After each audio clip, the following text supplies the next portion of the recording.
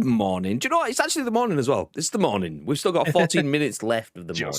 Just, yeah. Good morning. How are we all doing today? Welcome in to twitch.tv/Ice Cream Uploads. Let me reset the lighting. My name is Graham D. Hey, how you doing? And that right there, that is the man that we call Bibby. Sat in the Ice Cream Upload studio. I'll read, Bib.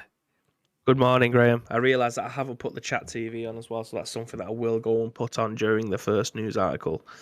But yeah, I'm good. How are you doing? Not too bad, mate. Not too bad. Not too bad. Not too bad. Not too bad. Not too bad. I was going to put a PlayStation hoodie on today. I realised that I've got a PlayStation jacket on the back of my chair. So I thought, do you know what? I need to get a bit of balance. So I thought I need to put an Xboxy thing on. The only thing I've got Xbox is a T-shirt. So I dug out the green Doom hoodie, which I think gives me a little bit of balance. So we're okay. We're okay. Nice. Balance is everything.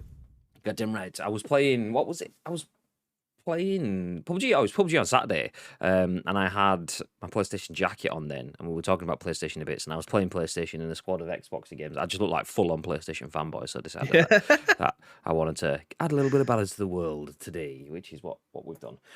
Anyway, if you're in the chat and you're a PlayStation fanboy, do feel free to let me know. And if you're not, and you're Tito, do feel free to let me know. No, okay.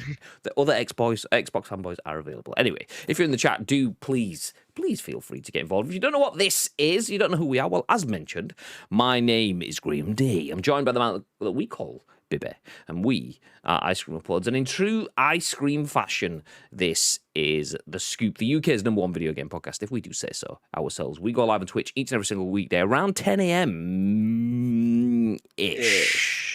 10 a.m.-ish. We go live as Hair Crocodile Woody and Posture Check in the chat. I will sit up. There we go. Move the mic. There we go. All the way up here. Yeah, we go live on Twitch at 10 a.m.-ish each and every single weekday, bringing you our thoughts and our impressions on the biggest, the best, and the breaking stories from the world of video games. It's not just about our thoughts and impressions, though. We want your thoughts and impressions. Then we want your thoughts and impressions on our thoughts and impressions. If you're in the chat, please do feel free to get involved over the next hour or so. As mentioned, we do go live at twitch.tv/Ice Cream Uploads, and we stay live for about an hour-ish. At 10 a.m.-ish. Yeah, that's kind of a running theme. We go live, and the show sometimes lasts about 3 hours. You know, let's be honest. Sometimes we just talk a lot. But there's a lot of issues. We work in the video games industry, so we try to bring you our perspective from within the video games industry. But the work comes first, so the stream times are flexible, which is why we have an animated-ish emote. But if you are in the chat, whenever we do go live, we would appreciate it if you did get involved, because this live stream on Twitch gets turned into a podcast, a video on YouTube, and an audio podcast on iTunes, Spotify, SoundCloud, Google Play. There's tons of places where people watch and listen on demand, but they don't get to get involved right here, right now, live in the chat like you guys do. So please do that on behalf of everyone else. If everyone else is watching this and listening to this on demand, hey, we appreciate you. Thank you very much. You are part of 100,000 plus people that have downloaded, played, and listened to The Scoop over the last 2 years. You are ridiculously supportive people, and we appreciate you very, very much. Thank you very much. Speaking of supports, we'd like to support you guys too. Those of you that drop subs on our channel, either for yourself or other people, you give people the chances to win prizes, because subscribers win prizes, or one does. One person each month gets a chance to win a prize in the Ice Cream Uploads loot drop. ! Loot drop in the chat. Chatbot should be alive. But that will give you the details of how one subscriber wins a prize every month. We give a prize to one subscriber, and this month's prize is Call of Duty Vanguard. So you will get that guaranteed before the game even releases. You won't get the game before the release, but you'll get the guarantee before the release. So we will draw that this coming Monday. So if you want to be a sub, and you're going to be a sub on Monday, make sure you're in our Discord, because those are the parts. You need to be a sub, you need to be in our Discord, you need to have your Twitch and your Discord accounts linked. Those 3 bits, super quick, super easy to do. But if you're a sub, you're missing out on the chance of winning prizes if you don't join the Discord and link your accounts. This Monday, we will draw the winner for Call of Duty Vanguard, and it could be any one of the subscribers that's in the Discord. Everyone has an equal chance, whether it's tier 1, tier 2, tier 3, a prime sub, or a gifted sub. Everyone has a chance to win. Elsewhere, I am wearing an Insert Coin hoodie. This is an Insert Coin jacket, as is this. That is an Insert Coin jacket. The time is drawing in. It's getting close. It's getting closer to mine and Baby's next stream on official Insert Coin. If anyone could just type !insert coin, you will see a link not only through to official insert coin on Twitch, but you'll get a 20% discount code if you want to buy any of this merch. I mean, you can't buy this merch because this is a limited time item that's gone, and you can't buy this merch because that's a limited time item that's gone, but you can still buy this, and there's other bits on there as well, so do feel free to check it out. And like I say, use the code. Don't use the code, it's up to you, but if you do use the code, make sure you get everything that you want in one offer, because it's only a one-time use. So make sure if you're going to get a few things, do it all at once. Save yourself some money. Profit. Nice. Profit. Exactly. Tito. Dropping in the Halloween emotes and the hey. How's things? Tito? All right. What's life in the studio like, babe? What's studio looking like? Fucking freezing, mate. Is it? It is Baltic in here. Obviously, no one's been in it. When we're not here, no one's in here. So usually you think, I'll put the what's it called? Aircon. Yeah, put the aircon on.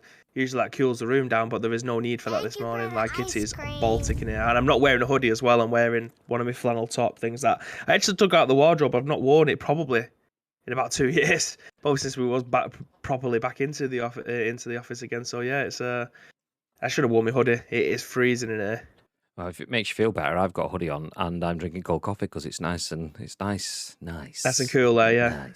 Nice. Yeah. Vern, thank you very much for the host, dude. Appreciate that. Good morning. Speaking of insert coin codes, obviously we've got one. Vern's got one too. Don't matter which one you use. If you're going to save some money, use ours and then go and use Vern's. That way you get 2 purchases. Yeah. That's the play. That's the play. Do it, yeah.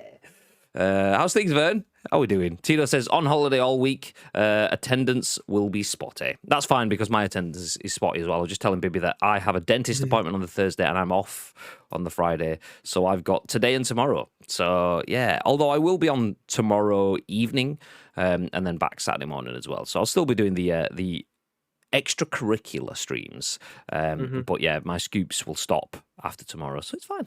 It's half term, all that jazz. Nice. Okay, the news for today. You may have seen, we've posted on social media that there's one main story. We do, obviously, in our roundup now, give you a few tidbits of the stories that we'll go through. The main one is the fact that CPUs and graphics card shortages could last not until next year, but the year after. 2023, claims Intel, which is ridiculous. That basically means anything. So like 3080s, yeah, you want one of those? Yeah, 2023. Your PS5, 2023. Xbox, 2023. Yeah. So the shortages could drag on for a long period of time. It's not something that Intel want, obviously. They want to sell all the stuff they can. Their share prices have actually fallen as a result of this. But that's the lead article. We'll jump into that one first. Just before we do that, though, let me give you a roundup of everything else that we're going to talk about. So yesterday we brought you the news that Halo Infinite's campaign was having a big... Just watching Bibby rolling away. Bye, Bib. Yesterday, we brought you the news that Halo Infinite's campaign would have a big reveal. We'd get a first look at that for the first time in over a year. And we did. It came out yesterday. So we have that to go through as our second story on the stream today. We'll then jump into the fact that if you're a fan of Smash Brothers... it's an amalgamation, Smash Brothers. You get Mario fighting against Solid Snake, fighting against whoever, Pikachu. You get a bunch of stuff thrown in. That's all kind of, Pikachu! Fuck! That's all kind of accepted. It just sounds a little bit weird when you say the same sort of thing from a Warner Brothers perspective, as Warner is reportedly making a Smash Brothers style game with Batman and Gandalf and Fred Flintstone, and Shaggy, and more are said to be among the playable characters. Shaggy! Yeah, exactly. That's the one.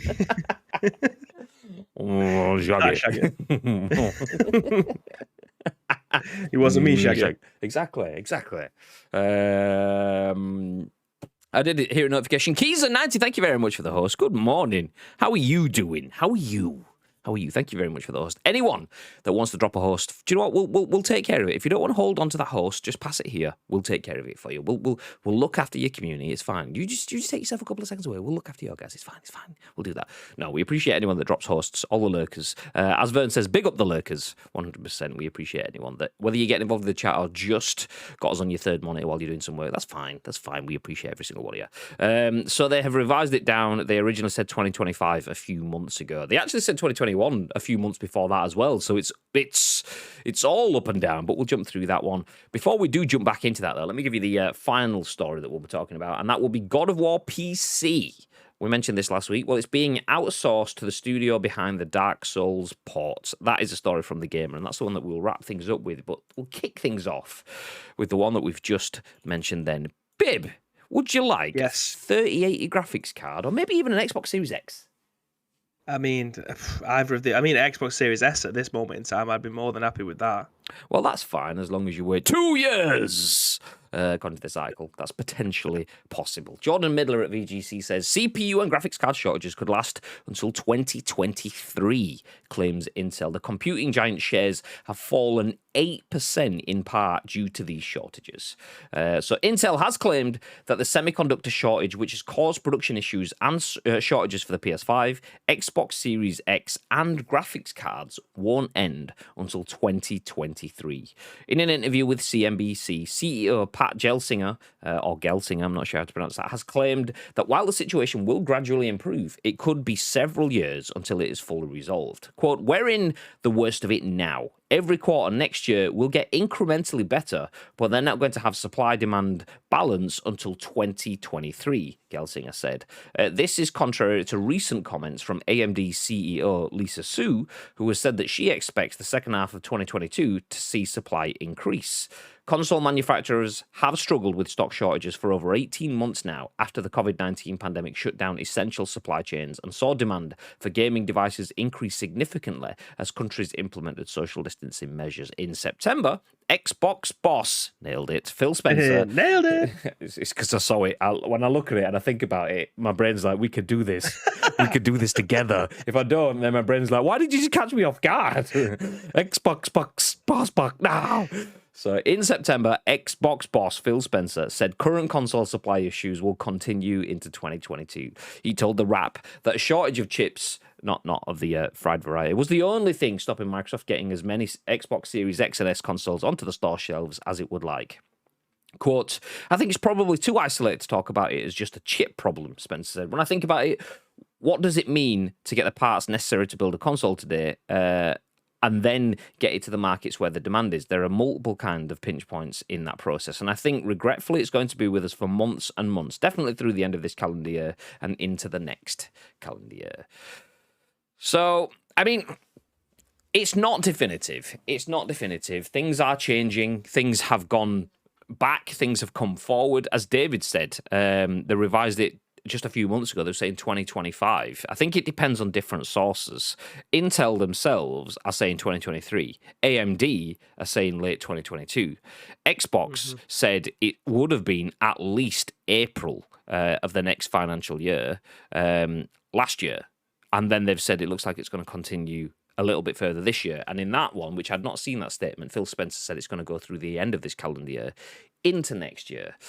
So, do you know, there's no real definitive time. I think we're probably looking at least 12 months. We're probably looking end of next year before we start to see something definitive. I mean, like this says, into 2023, maybe 2022-ish. I think 12 months minimum at least we've got issues on this. What are your thoughts, Bib? It's weird because it feels like, especially in the UK at this moment in time, it's quite easy to be able to pick up some of these consoles. And I know that's quite easy from someone who's had theirs since launch day. But whenever I load onto Twitter is my most used social media app. I don't really use Instagram or Facebook that much, but whenever I scroll on through Twitter, I can see that there's companies that are retailers for these, like, telling you when they're going to be coming back in stock, and it doesn't feel like there's that much in between. Like, it feels like if you really want one, then it's pretty easy to get one nowadays compared to what it was like, I don't know, 6 months ago. That's just my personal opinion. Obviously, there will be people out there that will be kicking off me saying that because they've been waiting so long. it is annoying that sometimes the drops are stupid o'clock in the morning. But if you genuinely really really want one, there's ways of being able to do this. Now you've obviously been telling people for the last 12 months Twitter accounts like Digital Foundry do them all the time. PS Stock Alert UK do them all the time. There's Discords where people are able to go in and it'll tell you a list of all the places and when they go live. Like, it feels quite easy to be able to get one if you genuinely really want one. If you are an average consumer, then it might be a little bit more difficult. But for someone who really, really wants one, I think it's quite easy. I don't know if that's the say everyone else kind of thinks that, but that's just what I'm seeing from the outside looking in, or from the inside looking in. For someone who's around the video games industry, it feels like everyone who I know wanted one has got one now, or has one lined up. You don't have to go to scalpers. Like me and Samantha went to CEX at the weekend, just to have a browse about. It was already in Ashton, and there was one in the cabinet for £725. Ridiculous. Like, there's a reason people and no one's buying that. If you go onto Facebook Marketplace now, people are trying to get rid of their surplus stock because they know that people can get hold of them quite easy now, and they're getting rid of them for face value rather than the extra 400 quid that they were stacking on top of it originally. So I think genuinely across the board it feels easier. Now that's just in the UK. Obviously this is a global thing that we're talking about here, where countries that may not have a stock that is topped up as frequently as ours done, that's a problem for everyone else. It's not just about the consoles, it's about the graphics cards as well. So yeah, I think in the UK we're in a very good position, which is interesting because we're usually one of the last people to be able to get stuff.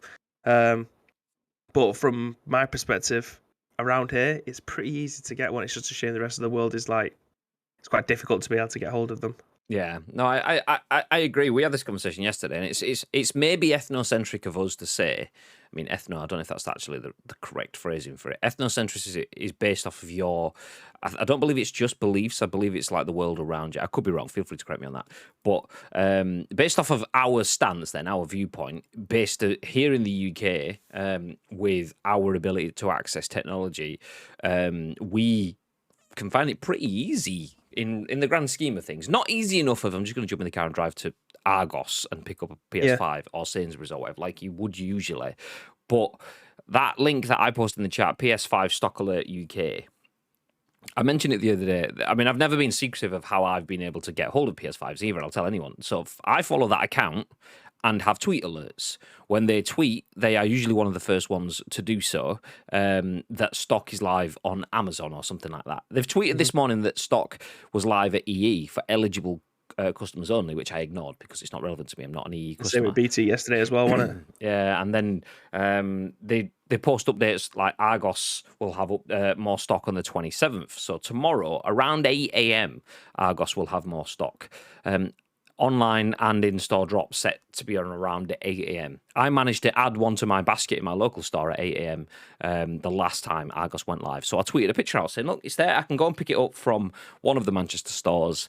Easy as pie. Job's a good one. Other people didn't have the same sort of thing. I think it depends on how close you are to delivery centres, what the size of your store is, if they're going to get a bunch of stock in and stuff like that. Standard stuff. But because I'm in the UK, near a major city, it's not too hard for me to get hold of the one. It probably isn't universal, I understand, particularly if people are in different countries, especially. I know that people in Europe, Germany, the Netherlands and things like that have had extreme difficulties. Excuse me. So when I post about this live on Amazon, lots of people in the UK are going, yeah, nice, got one. People in the Netherlands are like, yep, €1,000, because it's all second-hand sellers. It's like, ooh, okay, never mind. Joke. But they are there. They are becoming more and more available. If we can go from getting them once every 3 months to once a week-ish, once a fortnight-ish, which is where we kind of are now, then that will start to filter down and through everywhere else. That's the reason why, as Bibi mentioned, scalpers' prices are coming down. Jordan in the chat says, down to an extra £100 now. People won't pay extra $250 because and they're struggling to shuffle them. Maybe because of the Christmas period, they will buy. But yeah, exactly. So people are thinking, I'm not asked. I've seen that they were in game last week and the week before. I missed them, but they're probably going to be there next week and the week after. That's what people are starting to think now. So they're going, I don't need to be forced to pay $250. If that stock keeps coming through, then that's great for Christmas. If scalpers get to Christmas and can't shift them at Christmas, they will give up on it then, which is then great news for everyone. If that stock dries up before Christmas and scalpers suddenly go, actually, we've gone from 100 quid profit per console to back up to 200 because Christmas, Dad needs to buy one for wee Jimmy for Christmas Day or little Susie because she wants to play the... Like Jingle All the Way, innit? Yeah, exactly. If they start to... Oh, not Jingle All the Way. Last Action Hero? No, Jingle All the Way. Yeah, the one where he gets the rocket dude, Arnold Schwarzenegger. Yeah, Jingle All the Way. Last Action Hero is the one where he goes into the film. Ah, yeah, you're right. You Yeah, silly sausage. Yeah. God. I know, sorry. Getting Arnie wrong, damn it. Wow. Wow. Do you know, if anyone doesn't know the reference, we were playing Predator Hunting Grounds when it was free on PS Plus. And I showed off a hack. If you want to do a good Arnold Schwarzenegger impression, you can't do a good Arnold Schwarzenegger impression. Stick your tongue out of your face and then say the words, "Where are you?" You don't even need to try put an accent on. Wow. How many people are doing that now? Same thing when we streamed that last time. About 4 people in the chat were like, yep, I've just done it, can confirm it works. If you do then put a little bit of an accent on top of it, it gets even better. Wow. So there you go. Life hacks, nice. Nailed it. If you tuned in just in time for that, keep it a secret. Keep it safe. Nice. So yeah, if you missed the story, we were talking about how it's become easier for us to get our hands on stock, not unilaterally. Maybe the fact that we are so close to the games industry means that we have the awareness that other people maybe wouldn't. Maybe the fact that we are working on PCs and laptops at 8 and 9 o'clock in the morning means that we can get on and buy the consoles when other people maybe wouldn't. And because we do a lot of stuff with the console gaming industry, less so much with the PC gaming industry, I probably wouldn't say that I'm as confident that I could get a graphics card as easily as I could with a PlayStation. I probably could if I invested time into figuring out where, and that's the key thing for me. If you really want one, you can, and you've got a bit of time to play with, you can find out where you can get one. If you need one now, then you're kind of stuck. And that, as it's mentioned in this article, could potentially continue, if Intel's words are anything to be believed, to 2023. So not through Christmas, but all the way through next year, through next Christmas, and then into the year afterwards. We could be dealing with console shortages and graphics card shortages and phone shortages. We've seen it. I mean, I wanted to get the new iPhone a few weeks back and was told, yeah, they're not coming back in store until November. So I was like, I'm not that arsed, I'll just wait then. But Apple wants a bunch of chips they're making their own, so that eases a lot. But phone providers, graphics card providers, console providers all want this stuff. So this, sadly, there's no way to ease that other than just make more, which is obviously the thing that takes time. So it will take time to disappear. Just if you find yourself needing something like that, just do not give in to the scalpers, because that just feeds the long tail. So if scalpers, like we say, if they have a shit Christmas, scalpers will give up on PS5s and Xboxes after that. And then Jordan's still selling it. He's still got a Xbox Series S, is it? He was selling it for 140 because he's buying the new Halo version. I think it's Jordan. He's probably sold it for like £8. He always comes to us and goes, I'll sell it you for like £10 below market value. And then he sells it to someone else for like £6. And it's like, if I'd have given you 12, mate. But no, he just gives it everyone else bargain and then just tries to rip us off. He calls himself a mate, honestly.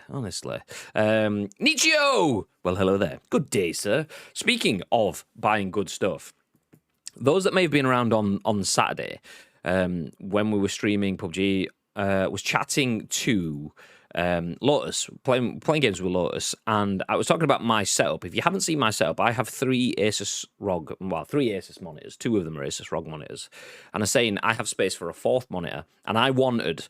And in my mind, I'd not properly looked at it, but I said I want like a 34-inch widescreen monitor to kind of fit. And I thought, actually, 34 inches is probably not enough space. And that's when Lotus told me that he's got a 49-inch XG49 something or other monitor. Showed me the picture of it, showed me that you can split screen it super easy and stuff like that. I was like, okay, maybe I want one of those. So I've got like a fucking NASA station in front of me.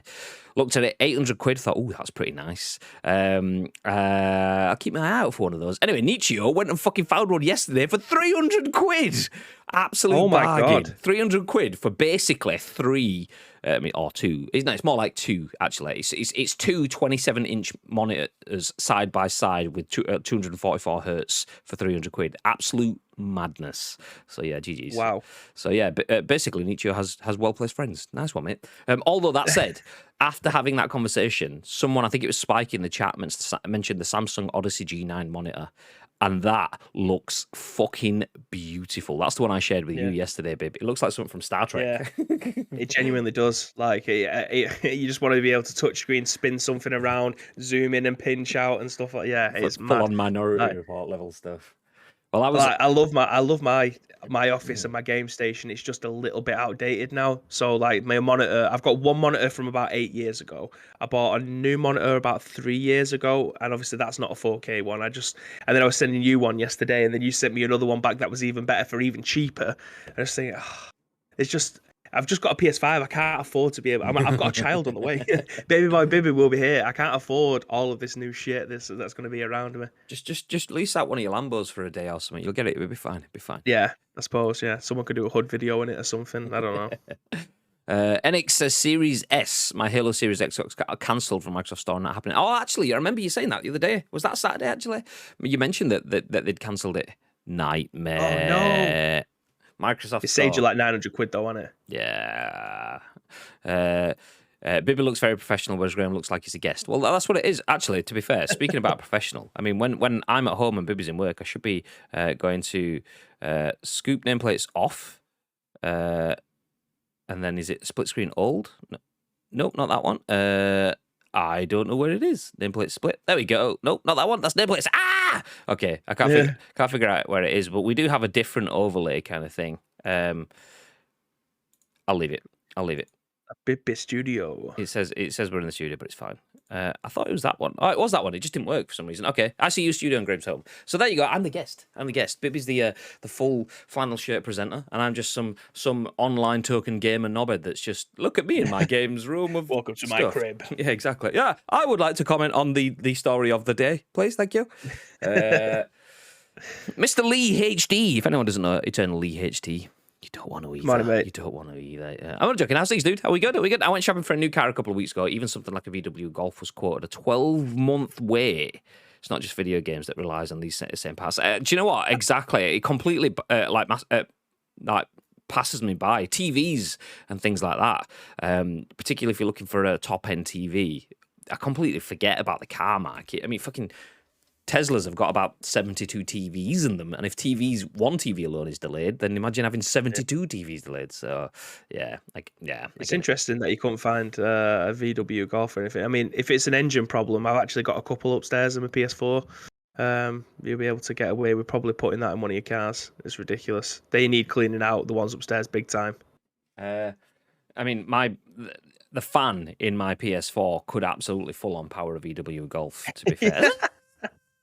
So it's ridiculous. Go back an army of VW Golfs. It's that powerful. Anyway, got an esports project coming up, so sold my PS5 now. I need one. You're always super quick to sell things like that, so just sit on it so you save yourself some cash. So if you know anyone selling one, let me know. Well, we had a Curry's code from Nicho in the chat, actually, which is gone and it expired anyway, but it's been used, so no. Nearly bought the G9, but it's a chore finding a 5-port HDMI switch that does 1440p at 120 hertz. Then this one came up at 300, so I couldn't take it down. Yeah, exactly. I mean, that one would. I mean, I like the look of the G9. That sexy curved style with the white on the back, and the fact that it's got backlighting on it as well, which I could change to ICU sort of purpley colours. Oh, yeah, that's nice.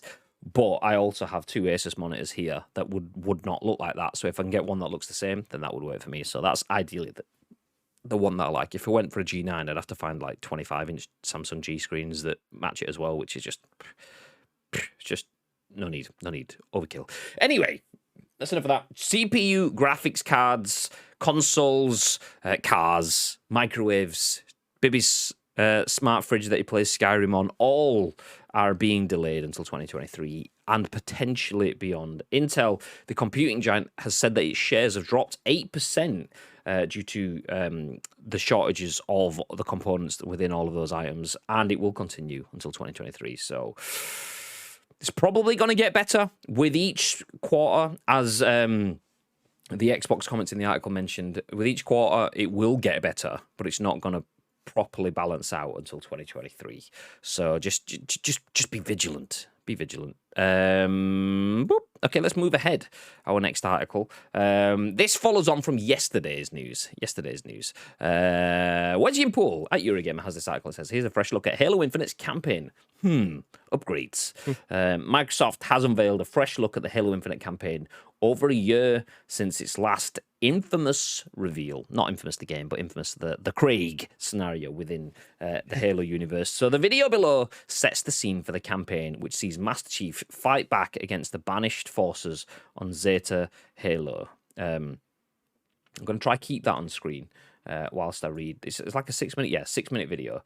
We'll keep it muted though because of audio stuff. We can drop the link to the article in the chat if anyone does want to watch this video for yourself. So the campaign, visually at least, seems to be in a better shape than it did last summer. There's plenty of trademark Halo chaos, which incorporates the tools players got their hands on during the recent multiplayer technical preview events. There's a TAC map. Actually, let me pause this video while I jump down. There's a TAC map which displays objectives. There's an upgrades tab too. It all feels a bit Ubisoft open world trademark. There are banished strongholds for you to take down, and you can spawn vehicles from orbit. Story-wise, you're trying to work out what's going on with Cortana, who's a villain now. You've got a new mysterious AI called the Weapon to help you out. There are plenty of familiar Covenant enemies to fight. Craig has a beard now. There are a few new enemies too, such as the Agile Skimmers, a sadistic Spartan called Jaeger Erdomnai, and the Harbinger of Truth, who doesn't seem to like the Forerunners or Chief. Halo Infinite comes out on the 8th of December. Okay, we'll go back up and we'll hit play on this video. So you have much more knowledge than me on Halo. Have you watched this video yet, babe? I have, yes. Not all of it. I know that's shit, but I've not watched all of it, no. And I mean, regardless of what they show me on the screen, I was always going to be all in anyway. The last one that we talked about all this yesterday. I don't need to go over my Halo history. But in terms of playing this campaign, I'm all in anyway. Co-op. I love the fact it mentions in the article as well. Where is it? It all feels very Ubisoft open world trademark. There are banished strongholds for you to take down, and if you spawn vehicles from orbit, like that kind of stuff to be included. Like, yeah, again all in. It looks amazing. It looks like a next gen Halo game, and I think that's what people wanted, especially Microsoft if they're trying to shift consoles. This is definitely that experience that you'd want from a Halo game on next gen, and yeah, definitely all in. What I want to know is, did Jordan and Tito end up having looking at this? I mean, I know the already answer from Jordan, but as someone who's Xbox through and through in Tito, I'd love to know what his opinion of this is, considering he doesn't get games over at Xbox that often. But yeah, it looks class for me. It looks great. Written a comment in the chat and he says, I'm thinking of moving to PlayStation instead. Much prefer their games. Nice one, Tito. Can't blame you. Yeah, I understand. I get it. Master Chief is less than Aloy from Horizon. Oh, nice one. Cheers, Tito. Thank you very much. No, Tito says, of course I will. Enix says, hyped for it, looks great, and very old school Halo. See, that's what I want to see. I want to see our resident fanboys being resident fanboys, because we had like our resident fanboy on stream when we first saw Craig. We had Enix on stream with us, and despite having initial excitement for Halo and seeing Master Chief and having this back during E3 was it 2020, 2019? I can't remember. It must have been 2020. It was last year, wasn't it? Yeah. It quickly subsided, and once he got past that initial flurry, it was just like, it could have been a bit more there. It could have been a bit better. It doesn't actually look great. And Jordan was talking about like the pop-in of the graphics and so on, and I was like, well, I didn't even notice that because I don't really know what I'm looking for in terms of Halo. I'm seeing something that looks pretty, but I don't know where the bar is. So it's nice to see that there's none of that conversation anymore. It's now back to, yes, of course I'm excited. Yes, I'm looking forward to playing this. This gives me the vibes of what I wanted. It's what it was previously, but new and better. So I like the look of this, and I like the fact that it hasn't waned as well. To use an example that I used yesterday in a slightly different way, I mentioned that Cyberpunk came out, realized it wasn't going to be great, but still went ahead with the launch. This was at the point where it was coming out. They realized it wasn't going to be great, and then delayed it for over a year, and still aren't releasing it all. And as a result, Cyberpunk went from having these Night City wires that dropped off at the launch. It went and plummeted through the ground, whereas Halo has kept its stock. The pride and trust in the developers obviously dropped when people saw the Craig memes and stuff, but the fact that they reacted quickly and said, you know what, we're going to fix it, that didn't take hold and stick around. People were like, okay, fine, okay, they have ballsed up, and they know they've ballsed up, so let's see what they come back with. And they've maintained that level of trust, which is exactly what you want to see in a major release, not only for the gamers but for Xbox. We want Xbox to have top draw games, so that we don't just have that conversation of Xbox is great, Game Pass is great. The games though on it though, you've got like one or two. PlayStation's got all the games. We don't want that conversation. We want them both to be full on punching each other equal weights. And this is exactly the way that you start to do that. Day one as well. Can't really argue with that. 100%. 100%. Hopefully this is as good as the OG Halo, says Keezer. Thank you very much for getting involved in the chat for the first time. Good to see you. I mean, like I say, I'll bring this off screen now. I'll bring us back on screen. There's still a minute left of the video, but I'll share the link to the article. If anyone does want to read the Eurogamer article, see the clips, see the screenshots that are in it, or watch the video for yourself. It's a good trailer. I didn't watch it all, kind of like Bib. I watched it yesterday, but I was doing work bits, so I was kind of multitasking. So I needed to find time to sit and watch and take it all in. Halo Infinite's campaign video. Just giving us a discussing now on screen, but there we go. Yeah. It looks good. It really looks good, and I hope that this is what Keys wants and what Enix wants, what Tito wants. That OG feel, because Halo, just like Xbox games in general, absolutely loved playing God of War. By the time Gears of War, by the time we got Gears 5, it was like, oh, it's another Gears game. And it was like, not that it wasn't good, but it just didn't push, didn't have the oomph, the wow factor. It was the same factor, same. Same. And then you get that with Forza Horizon, not Forza, the Forza games, or so to say Forza, if we want to pronounce it properly. You got the Forza games, you got Gears of War, and then you got Halo kind of dropping off. And like we've said this many times, Halo was in decline. Not Halo, Xbox was in the decline. They've realised that. They've bought Bethesda. Doom is going to be one of their franchises. Halo looks like it's back on point. The new Forza trailers look incredible. So, yeah. Xbox players. I mean, Forza Horizon 4 was phenomenal anyway. Like, Forza Horizon looked unbelievable, and this looks even better. So these are the games, if you have got a next-gen console, that you, as a first-party game, you want to look the best. And at the moment, I hate using the term best in class, but when you're talking about first-party games and what Microsoft are doing, they look phenomenal across the board. Again, they've got... It's a year late, and it's a big call to make last year, not including it as a launch game, but it could be that there's more Xboxes now in the wild, that this could have paid off for them big time. Yeah, 100%. The multiplayer alone is going to destroy everything else on the market in terms of fun factor. I can see that. Where do we get to? There we go. And gameplay, in terms of fun factor and gameplay, COD and Battlefield are extremely disappointing, says Enix.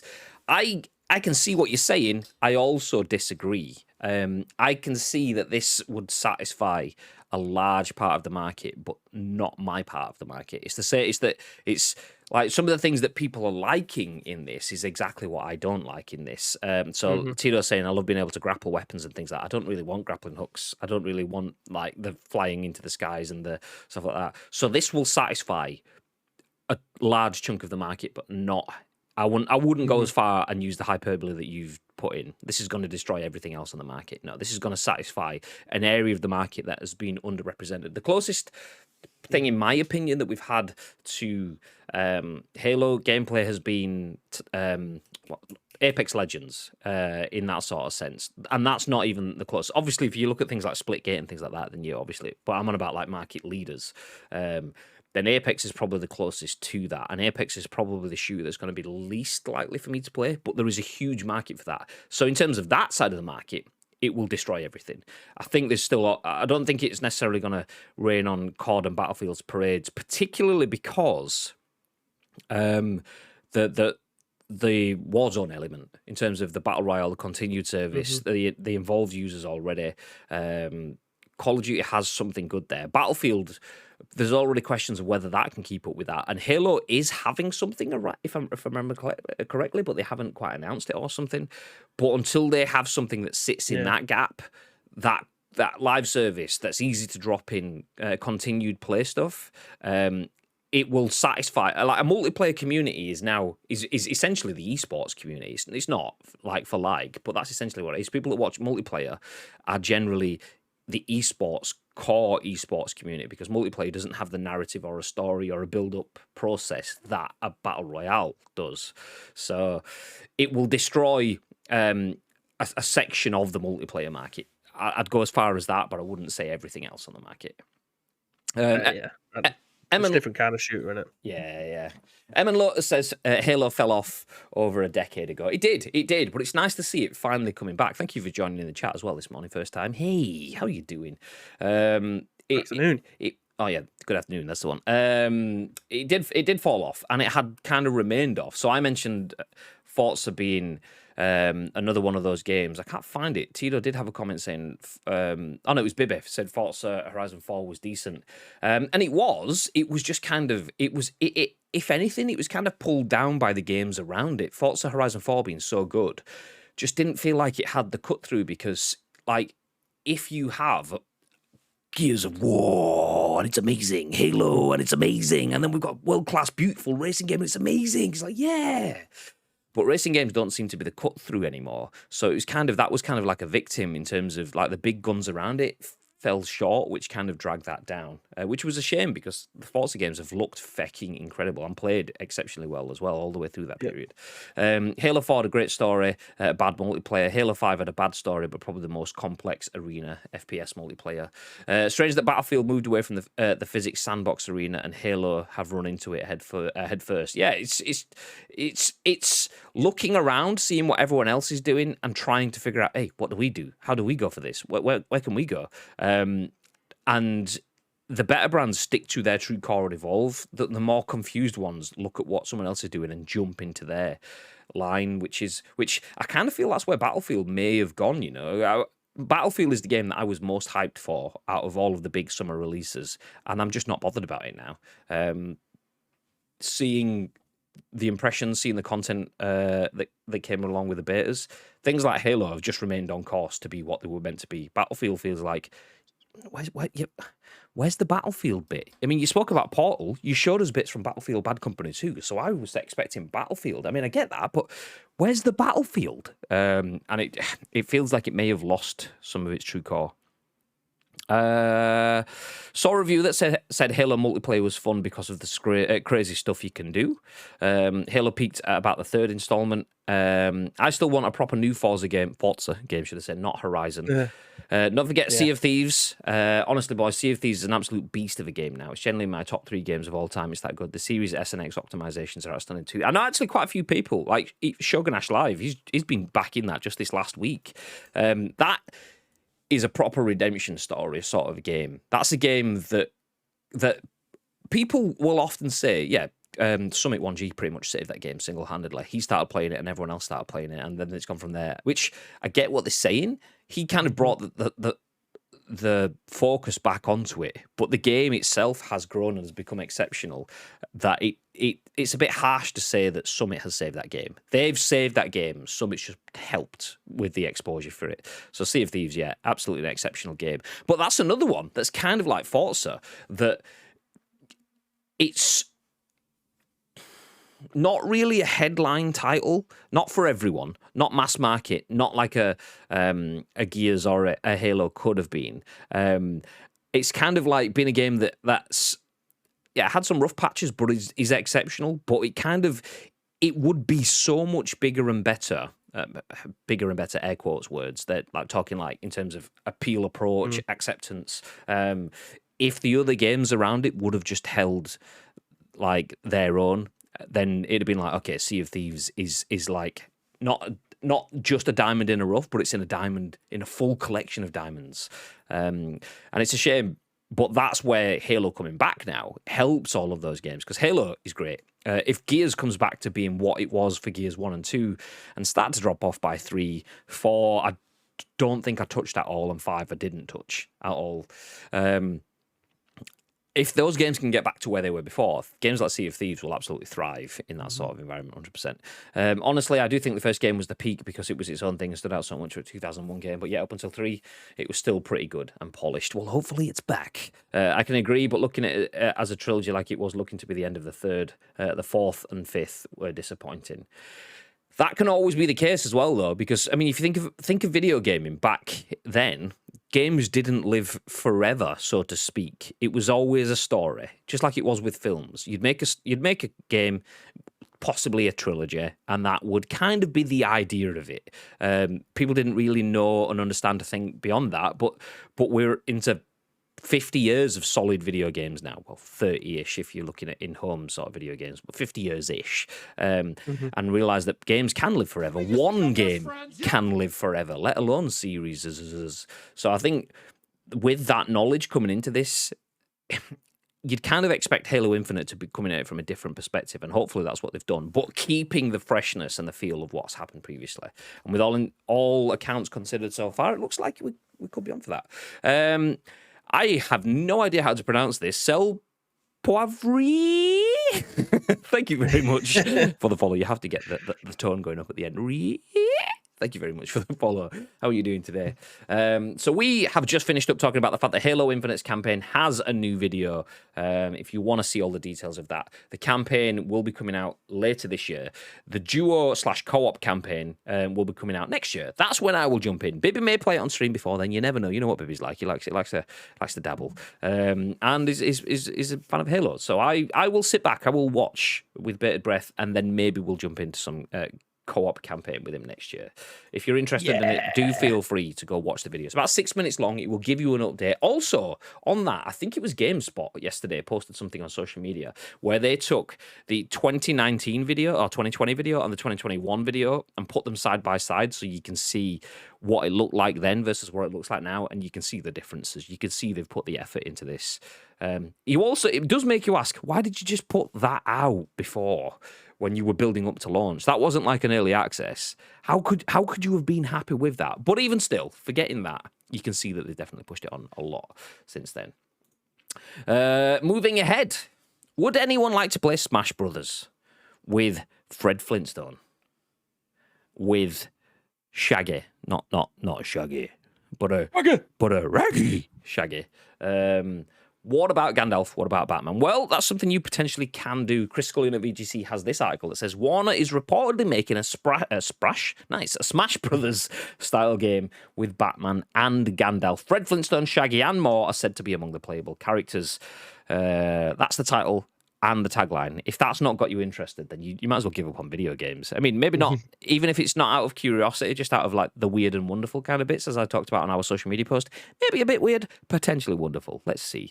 Warner Brothers Games is reportedly working on a Smash Brothers style fighter called Multiverses, featuring characters from its various IPs. That's according to a Reddit report corroborated by journalist Jeff Grubb. Further credibility was given to the claims following the discovery of a trademark filing by Warner Brothers, which was registered last month for the name Multiverses.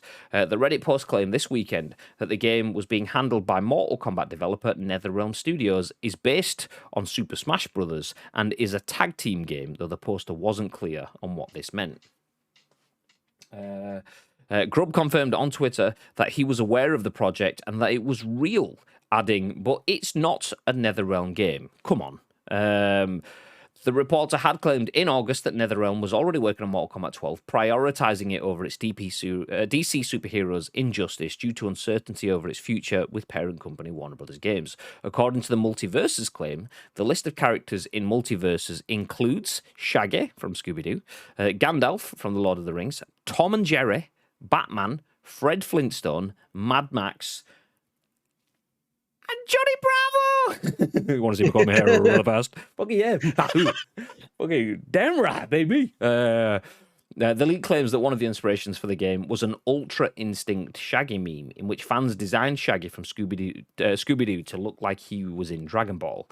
Warner Brothers then added Ultra Instinct Shaggy to the opening titles of its animated movie Mortal Kombat Legends Battle of the Realms. The leak suggests that rather than put Shaggy in Mortal Kombat, Warner Brothers liked the idea of putting him in a different Smash Brothers style game with other characters it owned. I'll just hit play on this. So there's Scorpion. And there's Shaggy.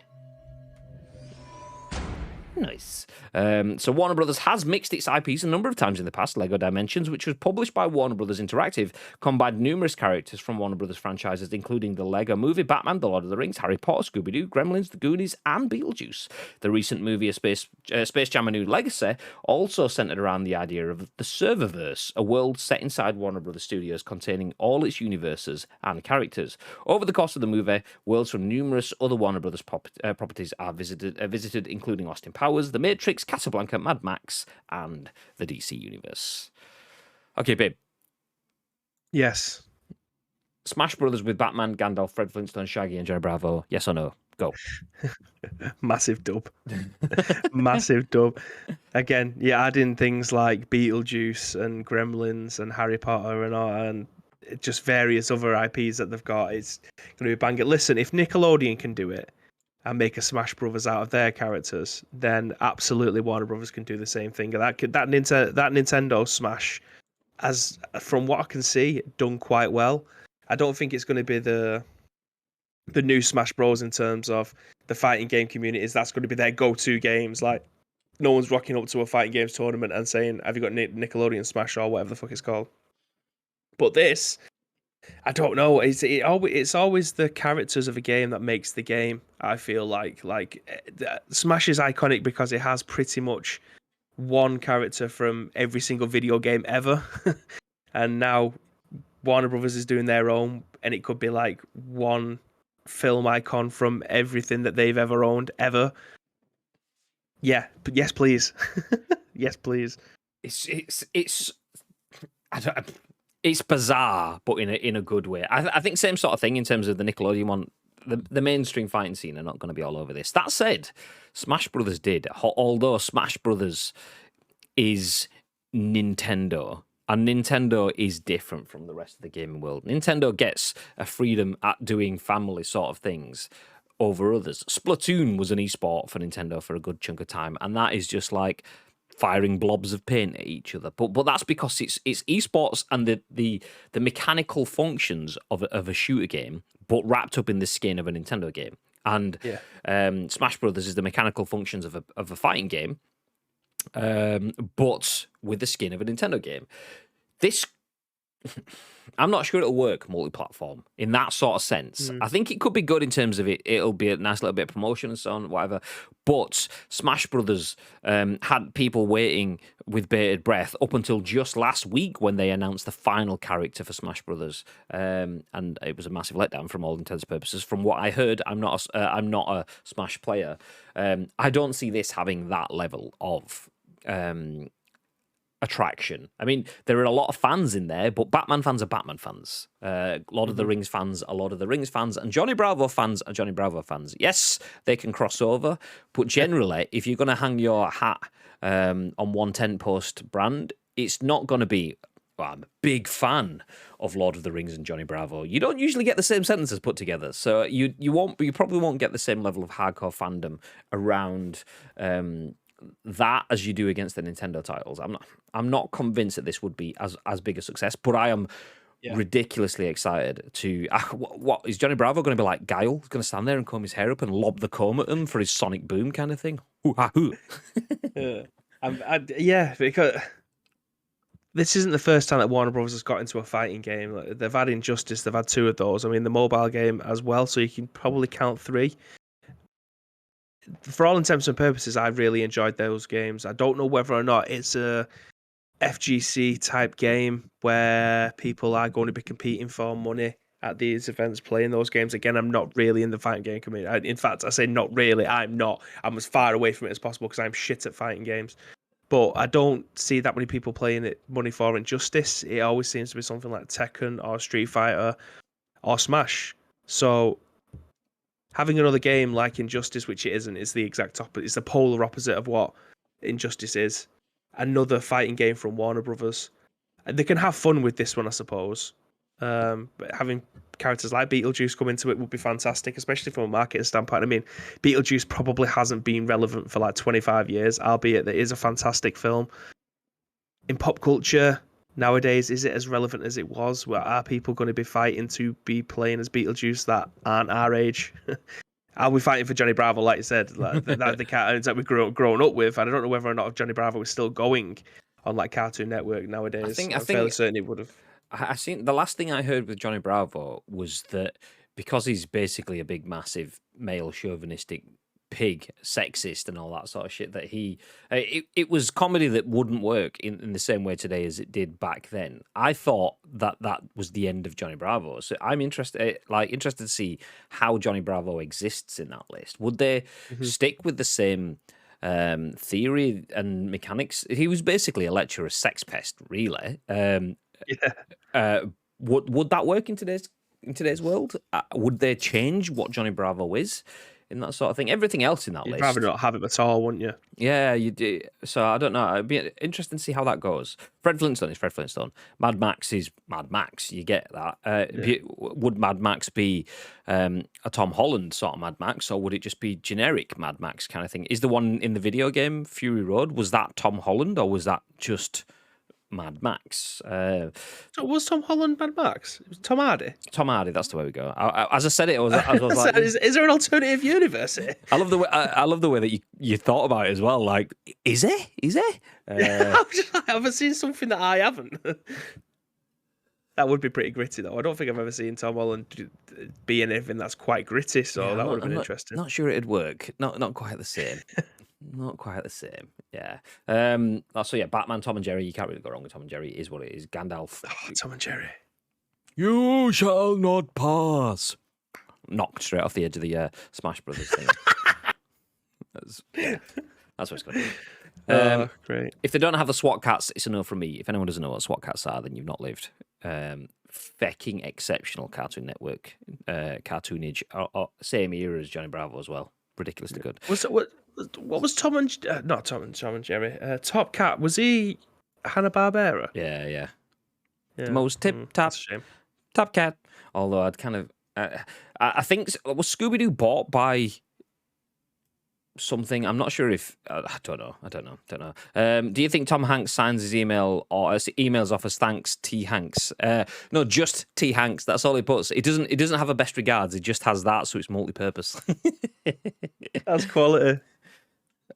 There's a meme. I used to work with a designer, and that was his meme of choice. The T Hanks very much, and it was just shitloads of Tom Hanks's face all over stuff. To Hanks very much. There you go. Fantastic. So yeah, anyway, to recap, Warner Brothers is making a Smash Brothers style game with Batman, with Gandalf, with Johnny Bravo. I want to see him come here really fast. I've said it already, but that's we'll keep you posted. We'll keep you posted. This is an early leak. Could be something. Might be something and nothing. We'll let you know. Something that definitely is something, though, because we had official announcements on this. Written by Vlad MAZANKO at the game. A God of War PC is being outsourced to the studio behind the Dark Souls port. Boy, hand me my mouse and keyboard, says the tagline. As reported by Ars Technica, Sony has confirmed that Jetpack Interactive is helming God of War's PC port, while developer Santa Monica Studio, who is currently working on the follow-up God of War Ragnarok, is overseeing the project. The Canadian... What are you laughing at? What are you laughing at? It sounded like the world's worst porno. God of Raw. Is that what I said? Yeah. I was too busy trying to hold in a burp. My bad. God of Raw. I mean, it's sequel to Raw Men. There you go. The Canadian outfit has worked with Sony before on the Orcs Must Die Unchained console port for PS4, but God of War will be the opposite, taking a PlayStation game and making it work on PC rather than the other way around. With that, it's hard to predict how well the PC port will operate from a technical standpoint. But Dark Souls' own is, but. What? But Dark Souls' own is infamous? Do you know what? Fuck it. Is infamous within the community for being unoptimized and buggy while lacking a slew of expected features. Many modders have since ironed out their kinks with the likes of DS Fix. Jetpack Interactive's official website lists several projects that it has worked on for Amazon Game Studios, Electronic Arts, and Bandai Namco. For the latter, the studio provided engineering support for Dark Souls' Steam upgrade. God of War will be the studio's first big project, evident by its portfolio. But what's more, the studio seems to be involved in God of War Ragnarok's own development in some capacity, at least judging by its LinkedIn account. While Jetpack Interactive's previous works, such as Dark Souls for PC, were fairly infamous among the community for their technical states, God of War seems to be an entirely different kettle of fish. Sony's prior ports, such as Horizon Zero Dawn, Death Stranding, and Days Gone, have had their own troubled launches, but things have been improving on the PC front for PlayStation. God of War could continue that upward trend. Let's shout out the Twitch Fart Meta, which once again gets a feature on the thegamer.com website. Nice. God of War launches for Steam on January the 14th, bringing improved visuals, ultra-wide support, unlocked frame rate, DLSS, and NVIDIA Reflex support. For those who already enjoyed Kratos' latest adventures back in 2018, Sony Santa Monica Studio is working on God of War Ragnarok with the intention to end the Norse saga with a surprising yet inevitable conclusion. Surprising? Not surprising? God of War PC being outsourced to a studio that has done some, but not a lot, of PC porting rather than done in-house. What are your thoughts, babe? I would hope, when I saw this article this morning, that it was going to be in good hands. I'm a bit skeptical at this moment in time. But, I mean, like it mentioned in the article, the PC ports of these games haven't been fantastic straight out the gate. They are getting better, so hopefully this will, I mean, it's being overseen by the team anyway over at Sony Santa Monica. So I'm hoping, fingers crossed, that this will be as good as the other games are currently, but not as bad as they were at launch, if that makes any sense.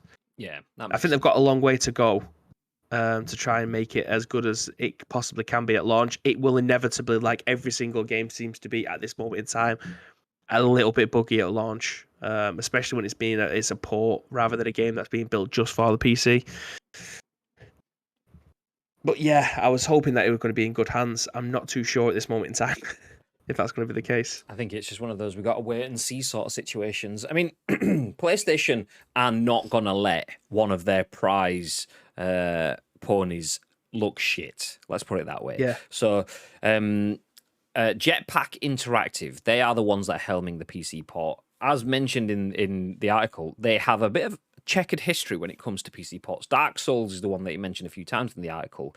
And they basically are saying that is infamous within the Dark Souls community because modders had to come in and fix that. I don't know if that's the situation now, but it mentions many modders have since ironed out the kinks with the likes of DS Fix, Dark Souls Fix. Don't know whether that was the case of that still needed to play the game now, or that was something that was in the case or not. I don't know that situation. If everyone does have that information, do feel free to set the record straight for us. But if the community are having to come in and do a porting job for a porting brand, that's not great. That said, there's a difference between making Dark Souls for Bandai Namco and making God of War for PlayStation Studios. Both of them are massive brands. Both of them obviously won't let something just happen for no reason.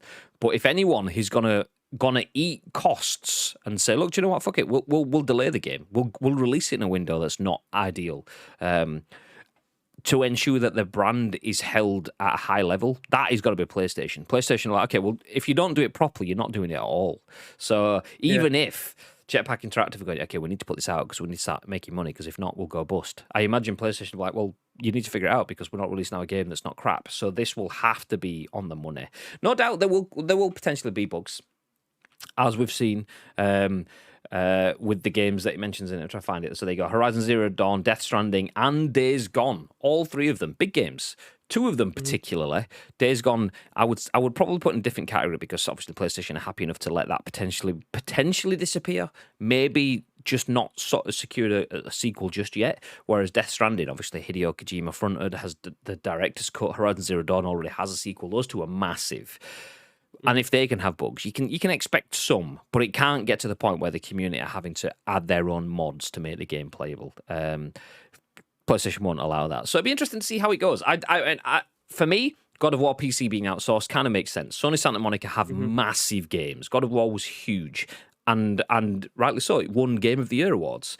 God of War Ragnarok, you expect some of the same. So if you've got a game of that size, that will have to go bigger and better than the one that came before. That's going to take up a lot of resources, a lot of your team, a lot of manpower. So this being outsourced to another studio doesn't surprise me. I just hope that they can deliver at the level that Sony Santa Monica have done previously. And I think that's what we all think, right? It's nice. Tezbad says, hi all. Ish. GG's with the ICU thrown in. How's things, dude? How are you today? What time are we on? Is it like silly o'clock at night for you now? Like 11-ish? 12-ish?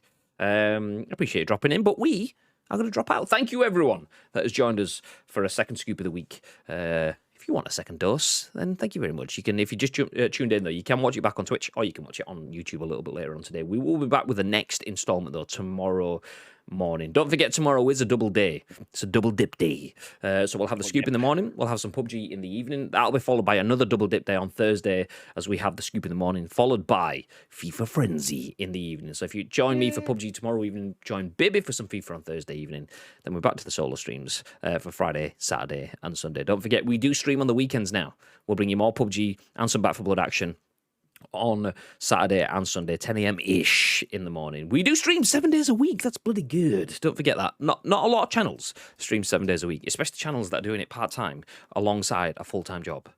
That's pretty good. That's pretty good. And that is because you guys have supported us ridiculously throughout this last 18 months. The channel has grown rapidly. We're over 2,600 followers now. As mentioned earlier on the show, our scoop has had over 100,000 listens. We hit a subscriber milestone that we've never hit before earlier this month. So because of that, we want to bring you the content. We want to keep it coming. We are working, but we're still bringing you streams 7 days a week, and that's because we appreciate all you guys for your support. So we are going to drop off now. Stick around. Don't go anywhere, because we're going to do a raid. You can leave after the raid if you want. If you've got things to do in Plus LB, that's fine. But just spare 5 minutes so we can drop into someone else's channel. Make their day. Not only do you make their day, but you get sprinkles, which are our channel points, which are down there. If you stick around for the raid, you get a few extra sprinkles, and you can spend them in our channel doing things like making me sit up straight, like Hair Crocodile did earlier on. Or you could make me wear a helmet on stream, like Hair Crocodile did on Saturday. I wore my level 3 helmet. We got a win. Nice. I mean, I was dead. I was dead, but it still counts. It's fine. It's okay. Before any of that happens, though, Mr. Bibb, is there anything else that you'd like to add? Yes, again, thank you very much to each and every one of you that have joined us for today's episode of The Scoop. That's 2 down, 3 to go. So if you want to help shape those shows, there is 2 ways that you can do that. First of all, find us on social media. It is at Ice Cream Uploads across all major social media platforms, or get involved with our Discord. If you're watching this on any of our on-demand services, like I know you guys are, go to the description below. All the links that you require will be listed there below. But all we need from you is a URL plus your thoughts and impressions. We will then give you our thoughts and impressions on the very next show, which will be at what time tomorrow, Mr. Graham Day? Well, will be at 10 a.m. Ish. 10 a.m.-ish. As mentioned, we do work in the video games industry, so the stream times can change. The best way to find out is to drop us a follow, either on social media, Ice Cream Uploads, or on the stream. Twitch.tv/Ice Cream Uploads. That way you get notified whenever we do go live. And we have 2 chatbots open, so you're going to get spammed with all of the links now. Yeah. We are going to drop a raid on someone. We'll figure out who it is. Not quite sure now. We will discuss that off the stream. So we'll drop into a raid in just a few seconds. Do stick around for the raid, though. Until then, though, have a beautiful day, you beautiful people. And remember, stay frosty.